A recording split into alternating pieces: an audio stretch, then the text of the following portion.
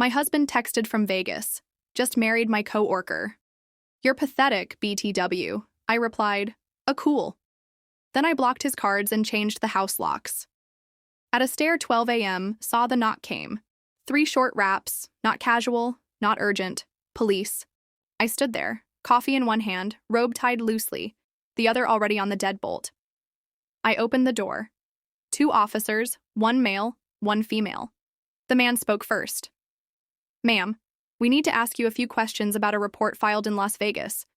I didn't flinch. I took a slow sip. This is about my husband. Pause. Ex-husband. I corrected. 2 nights earlier, I got a text. Just married my coworker. You're pathetic, DTW. There was a picture.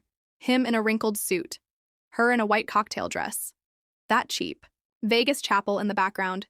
Neon hearts and all. Champagne in hand. Smile. Fake. He thought I'd cry. I replied with 1 word. Cool. Then I went silent. That same night, I froze our joint accounts, locked every card, debit, credit, business, changed the house locks, reset the garage code, disconnected his cloud access, removed him from my insurance, flagged our brokerage for fraud. By morning, his world was a dead signal. I met him in grad school. He was charming, ambitious, said he loved how calm I stayed when I was angry, like it was a compliment. We built a life, bought a home, merged everything, or so I thought. But over time, I felt the shift. Late meetings, mysterious work trips. His phone suddenly locked. He stopped making me coffee in the mornings, stopped saying goodnight. And that week before Vegas, he was humming, packing, almost giddy like he thought blowing up our life would somehow free him. He underestimated silence. When he tried to check into the wind, declined. Then Caesars declined. By midnight, he was calling friends for help. I didn't block his number. I just watched every call go unanswered. I gave him until 3 a.m. That's when his phone bill bounced. Now the cop stood on my porch. He's filed a complaint. The female officer said, claims financial abuse that you locked him out of joint assets. I nodded. We're residents of California. Joint marital property remains protected unless court ordered otherwise. He abandoned that when he married someone else while still legally married to me. The officers exchanged a glance. I smiled. And if he wants to cry theft, I'd love to talk about our prenup. Their eyes widened. He didn't mention a prenup, she said. Of course he didn't, I replied. What they didn't know? I'd seen this coming for about months. Not revenge, just awareness.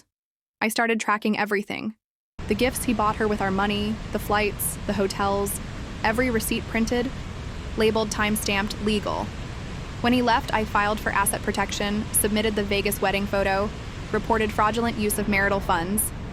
Bank acted fast. A real blow wasn't the cash, it was the house.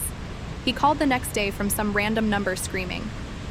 You had no right to lock me out. You don't live here, I said. You married someone else. Then I added, let your new bride pay your bills. And I hung up. 3 days later, he showed up, eyes hollow, his new wife sobbing on my lawn. Mascara running. She looked nothing like the girl in the Vegas photo. He knocked, begged, pleaded. I didn't open the door, I just turned on the sprinklers. Watched them run through my Ring camera. Now the officer shifted uncomfortably. He's also pressing harassment charges, she said. Claims retaliation. I raised an eyebrow. Would you like to see the text where he mocks me for being boring? Brags about cheating on me with his boss? Says he only stayed with me for financial stability. Silence. I have those along with every transaction, every lie, all documented. I never retaliated, I just observed. They left without another word. The annulment denied. Turns out you can't marry someone else while still married, especially if you drained shared assets to do it. His new wife bailed after 10 days when she realized he brought nothing but debt. I got full ownership of the house. He got hit with 3 lawsuits and a fraud investigation. And sometimes late at night, I still hear his voice, but never his laughter. That died long before. Sometimes, late at night, when everything is quiet. Except for the hum of the city outside my bedroom window, I still hear his voice echoing in my mind. Not the laughter we once shared, but the angry, desperate shouts that came after everything unraveled. the voice of a man who lost more than just a marriage. But that laughter died long before his farce in Vegas. When the police left that night, their parting glance lingered on me in a way I hadn't seen before. This wasn't the usual domestic drama. They were witnessing the fallout of calculated betrayal, a crime wrapped in white lies and fake smiles. I sat back down with my coffee, the dark liquid mirroring the cold clarity that settled into my bones. This wasn't revenge, it was boundary setting. It was protecting the life I'd built with my own resilience and integrity. The legal battle that followed was a blur of courthouse visits and late-night calls to my attorney. Every piece of evidence I meticulously collected, credit card statements, showing unauthorized charges, airline tickets booked with shared funds, the Vegas wedding photos, became the foundation of my defense. The prenup, often joked about in the past, suddenly became my most valuable shield. His attempts to brand me as a villain backfired spectacularly. The judge saw through the facade, someone who married another woman while still legally bound to. Me, all the while siphoning off funds and emptying accounts. The courtroom was less a place of conflict and more a stage revealing his true colors. The house, a place I thought would always be ours, was awarded to me in full. Every brick, and beam a symbol of endurance. He received lawsuits for fraud and theft, and the state opened an investigation into his financial misdeeds. His new wife quickly realized the man she'd married was not only unfaithful, but broke, consumed by debt and deceit. She left within 10 days, her sobs on my lawn a quiet echo of the chaos he brought. When he appeared on my doorstep those few days later, a hollow shadow of the man I once knew, begging for forgiveness, pleading for another chance. I didn't even want to open the door. Instead, I turned on the sprinklers, watching the water soak through their clothes as they stumbled away, wet and humiliated, all captured on my security camera. I didn't engage. I didn't respond. I was done. Sometimes I wonder what really broke him: the lost money, the lost wife, the ruined reputation, or the fact that all his carefully constructed lies were dismantled by someone he had underestimated. Me. I'm not the woman he mocked in his texts, the boring, predictable wife, who never noticed his schemes. I'm the one who survived, who stood firm when everything tried to crumble beneath me. And now, every time I flick on the porch light or lock the front door, I feel a quiet victory. A reminder that no matter how dark the storm, I have the strength to find the light. That betrayal may have tried to steal my peace, but it could never claim my future. Because sometimes standing your ground, even when it costs everything, is the most powerful thing you can do. Story. My mother-in-law poured something strange into my drink when she thought I wasn't looking. Special cocktail for my favorite son-in-law, she said with a smile. I thanked her and discreetly switched glasses with her husband, who always criticized my career. 45 minutes later. Chapter 1. The glass that sparkled too brightly. It was my wife's birthday. One of those family dinners where everyone played nice with sharp smiles and sharper words. Her parents had driven in from out of town, and the house was glowing with candles, laughter, and the occasional underhanded jab at my underachieving freelance work. I was used to it. After 6 years of marriage, I'd learned to let most of it slide. But tonight, something was off. The tension had a different flavor. Colder, focused. My mother-in-law, Patricia, had been overly sweet the entire evening, like syrup covering a knife. She offered me seconds, complimented my shirt, even defended me when her husband Greg took his usual jab. So, how's the real job search going, champ? And then, as I was seated at the edge of the dining table helping our daughter with her plate, I noticed it. Patricia stood by the kitchen counter with her back to the rest of the family, holding 2 identical glasses, each with a sprig of mint and a thin slice of lime.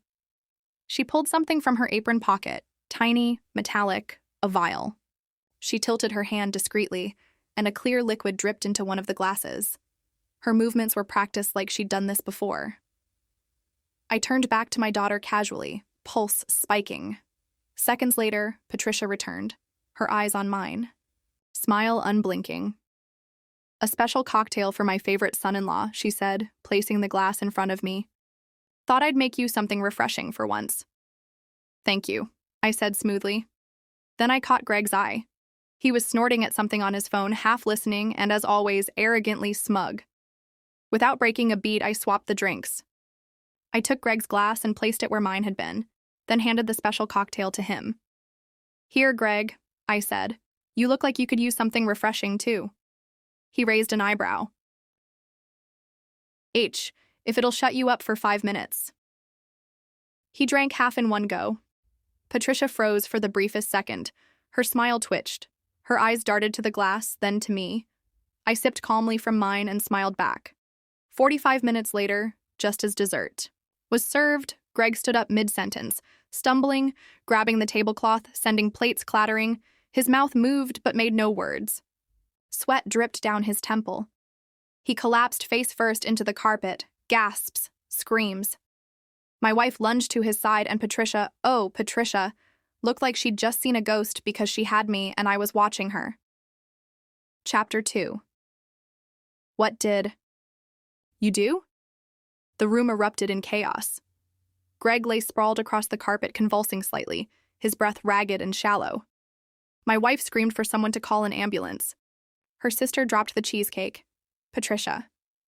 Her face drained of all color, stood frozen, hands clenched at her sides like she didn't know whether to run or faint, but I just sat there calm, observing.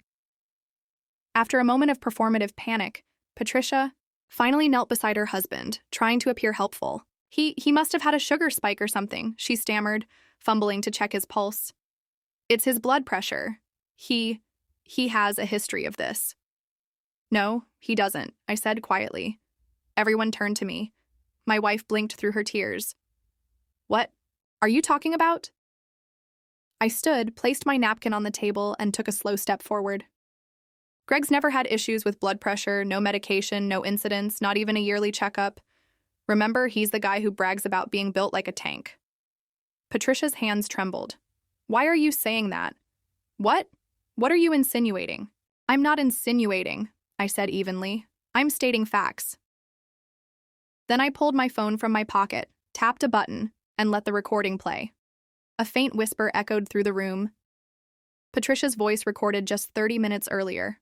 "Clear his day. Just a few drops, it's enough to make him sick. Maybe keep him in the hospital overnight. That's all. I need to remind Mark he's not welcome here anymore." The room went dead silent. My wife's mouth fell open. Her sister dropped her fork, and Patricia, still crouched over Greg's twitching body, looked up at me like she was seeing someone she didn't recognize. "Why would you do this?" my wife whispered to her mother. "I know, that's not what I meant." "That's not." Patricia's voice broke. My wife stood now shaking. "You tried to drug my husband?" I looked at her. Actually, she tried to drug me. Then I turned to the EMTs rushing through the door. "He was poisoned. I recommend they check for benzodiazepines. Maybe something harder. She should probably come along to answer questions."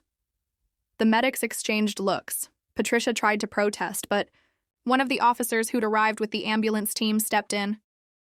"Ma'am, we'll need you to come with us to the hospital for questioning." "I didn't mean for it to," she pleaded, eyes wide, manic, but it was too late. As they let her out, I turned to my wife, who was pale and trembling, and said, "I suggest you spend some time figuring out who you married and where you came from, because your mother, she just tried to erase me." Chapter 3. Her true motive. That night, the silence in our bedroom was suffocating. My wife, Alyssa, sat curled on the edge of the bed, her arms wrapped tightly around her knees. She hadn't said a word since her mother was escorted out of the house. I stood by the window, watching the streetlights cast long shadows across the driveway where the ambulance had been just hours earlier. Finally, she broke the silence. "I don't understand," she whispered. "Why would she do that? Why would she try to drug you?" I turned slowly. "Because I was never supposed to be part of your family." Her head snapped up. "She's hated me since day one. Because I'm not a lawyer or a doctor or a hedge fund manager. I build things with my hands. I run a modest but honest renovation company. I wasn't born with money. And I don't pretend to be anyone I'm not." Alyssa's voice cracked. "That doesn't mean she'd poison you." "She didn't intend to kill me," I said calmly. "She wanted to humiliate me, maybe make me collapse, get rushed to the hospital. Then she'd whisper in your ear, tell you I was unstable, weak, a burden. Greg would back her up. They'd twist things until I looked like the problem, and eventually you'd leave, and she could finally set you up with someone who fit their image. Alyssa buried her face in her hands. And then something I hadn't expected, she whispered. She's done this before. I blinked. What? She looked up at me with tear-filled eyes. Before you, when I dated Ben, he was a school teacher, modest, quiet, loved me for who I was. We dated for a year before he just disappeared. One day, he said he couldn't take the pressure from my family anymore. Said, your mom's voice gets inside your head and makes you feel small. I sat down beside her. Why didn't you ever tell me this? Because I thought she'd changed, Alyssa said, trembling. Because I thought with you, she'd finally respect my choices. But I was wrong. So wrong. We sat there in silence, and I realized something. Patricia's game was never about love. It was about control. And this time she'd gone too far. But what Patricia didn't know was I wasn't done. She'd nearly destroyed my life with a smile and a cocktail. Now it was time to dismantle hers, piece by piece. Chapter 4, The Dinner Invitation. 3 days passed. Patricia was released from the hospital with a clean bill of health, physically at least. But what she didn't know was that I had quietly hired a private investigator the moment she was wheeled away in that ambulance. I needed answers. Why did she have a small bottle of benzodiazepines in her purse? Why was her phone encrypted with military-grade software? Why was there a sudden $25,000 transfer from her personal account to an unlisted vendor just a week ago? Everything about her riot of manipulation, and I wasn't going to wait for her to strike again. So I baited the hook. I called Greg, her husband, and the man who always criticized my career, my clothes, even the way I held a wine glass. Greg, I said, pretending to sound casual. Alyssa and I wanted to have you and Patricia over for dinner, to clear the air. Just a small gathering, no drama. There was a pause.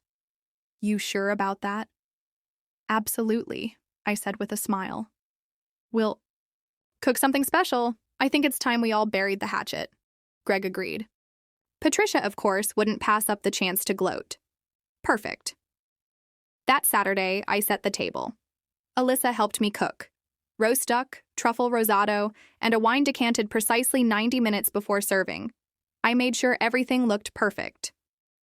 But in the drawer beneath the counter, I kept a small velvet pouch. Inside was a vial and a flash drive. They arrived on time, smug as ever. Patricia wore a cream silk blouse and a diamond necklace that practically screamed, I own this family. Dinner began with fake laughter, small talk, and veiled insults. You've certainly improved your table manners. Patricia smirked as she swirled her wine. I just smiled. Funny thing, I said after the main course. I've been learning a lot about people lately. Did you know private investigators can trace deleted texts, bank wires, even voice messages if they're saved on cloud backups? Her fork froze midair. Greg glanced between us. What's this about? I stood, walked to the drawer, and pulled out the flash drive. Funny story, Greg, I said calmly. A week before your wife's little special cocktail, she transferred $25,000 to a private account under a name tied to a local pharmacist. That pharmacist now faces charges for selling prescription sedatives under the table. Patricia's face drained of color. What are you implying? She snapped. I clicked the remote. The living room TV blinked on security footage from our kitchen that night. Me switching the drinks. Patricia's exact words caught by a hidden mic I'd installed weeks earlier. A little surprise for my favorite son-in-law. Her voice rang out clearly. Let's see how he handles this. Greg stood slowly, eyes wide. You tried to drug him? He said, stunned. What the hell is wrong with you? She tried to speak. Blame me. Deny it. Spin it. But I wasn't done. I placed the vial on the table. This, I said, was the leftover sample from your drink. It's being tested by authorities as we speak. I've already spoken to a lawyer, and this, I gestured to the screen, is enough to pursue attempted poisoning charges. Silence. Alyssa looked at her mother, not with anger, but with pure disgust. "You're no longer welcome in our lives," she whispered. Patricia stood abruptly. "You'll regret this, both of you." But Greg didn't follow her. He just sat there stunned, realizing the woman he married was capable of unthinkable cruelty. And me? I smiled, calm, collected. She had tried to poison my future, but I fed her ego just enough to expose the rot underneath. And this was just the beginning. Chapter 5. The legacy crumbles. By Monday morning, Patricia's smiling family mask had completely cracked, and by Friday, it shattered beyond recognition. Greg filed for separation the very next day. It wasn't just the poisoning attempt, as he described it to me later. It was the sudden realization that everything, from their perfect garden parties to their donations to charity auctions, was a facade built on manipulation. Her need for control had metastasized into something dangerous, and she wasn't ready for what I did next.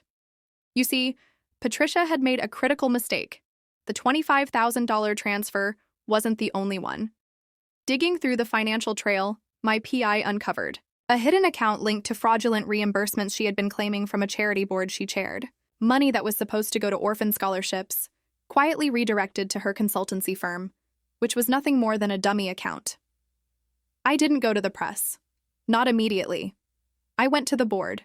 It was an emergency meeting. The president of the charity, a sweet old man named Samuel, who'd known Patricia for years, listened in horrified silence as I laid out the evidence. Transfers, dummy invoices, shell company documents, and even a phone recording of her bragging to a friend over wine about padding numbers for years. By the end of the meeting, Patricia had been unanimously removed from the board. A week later, the board members released a public statement distancing themselves from her actions. Donations plummeted, sponsors backed out. The charity's reputation was bruised, but saved. Hers, however, destroyed. But I wasn't done yet. Patricia's social circle, once a fortress of gossip and whispered admiration, turned into a shark tank. The same people who used to praise her behind wine glasses began sharing stories. Oh, she always seemed too polished, didn't she? I heard she tried to drug her son-in-law. They say she embezzled money from those poor kids. What kind of monster does that? She tried damage control. She held a small press conference, clearly coached by some low-rent PR firm, sobbing into a tissue, claiming she was framed by people with personal grudges. But the crowd wasn't buying it. Neither was law enforcement. 2 weeks later, she was formally charged with attempted poisoning, embezzlement, and tax fraud. I didn't rejoice publicly. I didn't scream, "I told you so." But when I looked at Alyssa and saw the pain replaced with clarity, when I saw Greg finally start rebuilding his own life, and when I read the headlines that said socialite charged with charity fraud scandal, I knew I had won. Not just revenge, but peace. Epilogue, the long silence. 3 years later, the mansion that once echoed with smug laughter and power dinners sat quiet, its windows boarded up, the garden overgrown. The once pristine patio now cracked and stained with time. Patricia's kingdom had become a hollow shell. After her conviction, she served 18 months in a minimum security prison. Ironically, the same facility she once helped fund as a charity ambassador. Her sentence was shortened for good behavior, but her name was forever linked with scandal. Greg divorced her while she was incarcerated. He went on to remarry a kind woman named Ella Lena, a school teacher who cared little for appearances and more about real moments. His smile returned slowly, like spring after a bitter winter. As for Alyssa, she changed too. She stepped back from her mother's shadow, cut her hair short, enrolled in a graduate program for social work, and moved across the country. We stayed in touch loosely, but respectfully. She needed distance to heal. I understood the last time I saw Patricia was by chance. I was grabbing coffee downtown years later. She stood in line, 2 people behind me, thin, worn, her once styled silver hair now dull and unkempt. She wore a basic coat, eyes hidden behind large sunglasses, as if trying to disappear into the world she once ruled. Our eyes met for the briefest moment. She said nothing. I offered a small nod, not of respect, but of finality. A quiet acknowledgement that everything that needed to be said had already been done. I walked out into the sunlight, sipped my coffee, and exhaled deeply. Not every revenge ends in fireworks. Some end in silence, but that silence after the storm is the most satisfying sound of all.